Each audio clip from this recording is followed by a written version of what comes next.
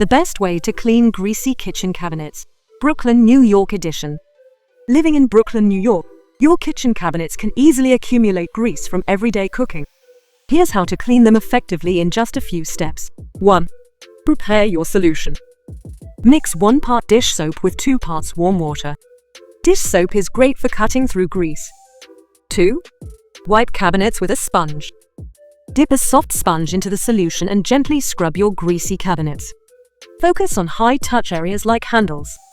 3. Tackle stubborn grease with baking soda. For tougher spots, sprinkle baking soda on a damp cloth and gently scrub. 4. Rinse and dry. Wipe down cabinets with a clean damp cloth, then dry with a microfiber towel to avoid streaks. 5. Polish if needed. If your cabinets are wood, consider using a wood polish for a shiny finish.